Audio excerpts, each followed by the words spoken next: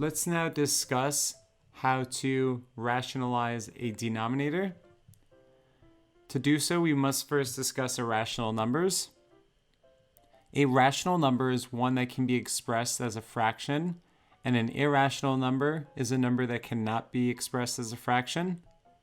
So for example, the number 1.5 can be expressed as a fraction as 3/2. 2 goes into 3 once, and then we have 1 left over. That's the half. So 1.5 is equal to 3/2. So because 1.5 can be expressed as a fraction, we know that it is a rational number. Another example, whole numbers. 2 is equivalent to the fraction 2/1. So because whole numbers can be expressed as a fraction, we know that they are rational as well. But a number like the square root of 2 has a never-ending decimal. And since it has a decimal that never ends, we know that it cannot have a number that can be converted into a fraction, since this decimal just goes on and on and on and on. So because this number cannot ever be written as a numerator, since it never ends, it is irrational. Another example, the square root of 5 is equal to 2.36067, and the decimal continues without repeating. So since this decimal goes on and on and on, there's no way to represent this number as a fraction. So we know that it is irrational. Now, we do not want irrational terms in our denominators. So sometimes you may be asked to give your answer in rational form, or you may be asked to rationalize the denominator. This is what your instructor is referring to. For a fraction to be in simplest form, it should not have an irrational number in the denominator. Rationalizing the denominator is the process of moving the radical from the denominator to the numerator by multiplying both the numerator and the denominator by the same radical. Now, you want the numerator and the denominator to be multiplied by the same radical because any number divided by itself is equal to 1, and any number times 1 is itself.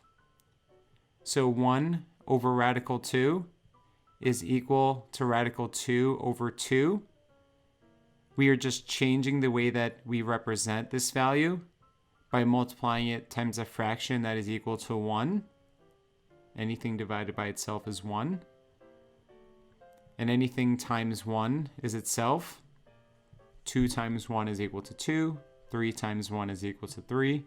4 times 1 is equal to 4, and so on. So by multiplying this fraction times 1, we are able to move the radical from the denominator to the numerator, and thus we rationalize the denominator. We go from an irrational denominator to a rational one. Another example, let's say you wanted to rationalize 2 over radical 5. You multiply the numerator and the denominator by radical 5. 2 times radical 5 is 2 radical 5. Radical 5 times radical 5 gives you 5. And thus, you have rationalized the denominator by going from radical 5 to positive 5. Now, let's look at another example. Let's say you were asked to rationalize and simplify 7 over radical 7. Step 1, you multiply the numerator by the same radical that is in the denominator, so that's radical 7, or the square root of 7. And then step 2, multiply the denominator by the square root of 7 as well. When you do so, you get 7 times radical 7, which is 7 radical 7. Radical 7 times radical 7 is 7. And now step 3, simplify the fraction. This coefficient is divided by the denominator. And since 7 can be divided by 7 to give us 1, the 7's cancel each other out, giving us 1 times radical 7, which is just radical 7. Okay, so to rationalize the denominator, multiply the numerator and the denominator by the radical term that is in the existing denominator.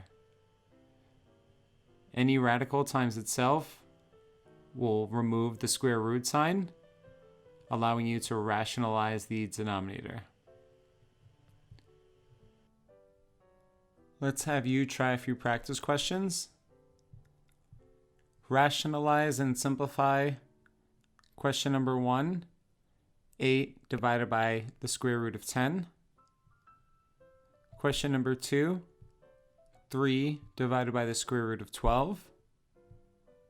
And question number 3, 4 plus the square root of 2 divided by the square root of 8.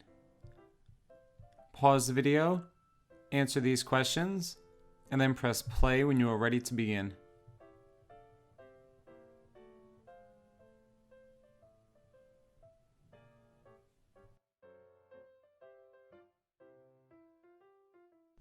Question number 1, step 1, multiply the numerator 8 by the square root of 10. Since we are trying to rationalize the denominator, we want to multiply this fraction by this radical, the square root of 10. So step 1, multiply the numerator by the square root of 10. And step 2, multiply the denominator by the square root of 10. When you do so, you'll get 8 times the square root of 10, which is 8 radical 10 in the numerator. The square root of 10 times the square root of 10 equals 10 in the denominator. And now you have a coefficient and a denominator that can both be simplified by removing 2 from each one. So step 3, we want to simplify the fraction by dividing this 8 by 2 and this 10 by 2. And that gives us 4 radical 10 in the numerator divided by 5 in the denominator. So when you rationalize 8 over the square root of 10, you get 4 times the square root of 10 over 5.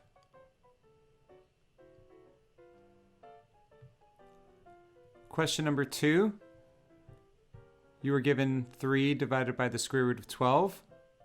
So we want to multiply the numerator and the denominator by the square root of 12.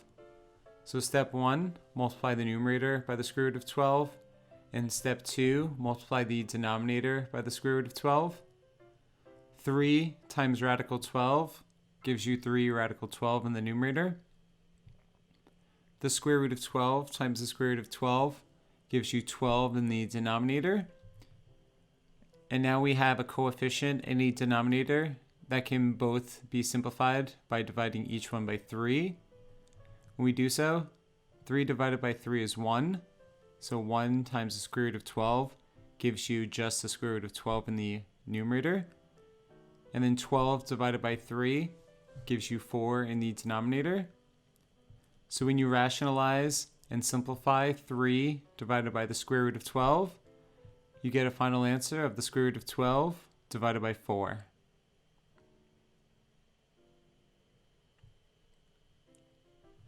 And question number 3. This one, we had a binomial in our numerator, but that does not change the fact that rationalizing means that we want to get rid of this square root of 8. So you're still going to multiply the numerator and the denominator by the square root of 8. So when you do so, step 1, multiply the numerator by the square root of 8. So 4 times the square root of 8 gives you 4 radical 8. Positive radical 2 times radical 8. 2 times 8 gives you radical 16. And then in our denominator, the square root of 8 times the square root of 8 is 8. So once we multiply the numerator and the denominator by the square root of 8, we get 4 radical 8 plus radical 16 over 8. Square root of 16 is equal to 4. And now we're left with 4 radical 8 plus 4 over 8. And now step 3, we want to simplify the fraction. Since it's not just this radical term over the denominator, we have to also take into account this term. We can only simplify the fraction if this coefficient, this integer, and the denominator can all be divided by the same number. And in this case, they can. They're all divisible by 4. 4 divided by 4 is 1. So you get 1 radical 8, which is just radical 8. 4 divided by 4 is 1. And 8 divided by 4 is 2. So the final answer is radical 8 plus 1 divided by 2. If you broke this up into two fractions, the square root of 8 over 2 plus 1 over 2, that is equivalent to this fraction as well.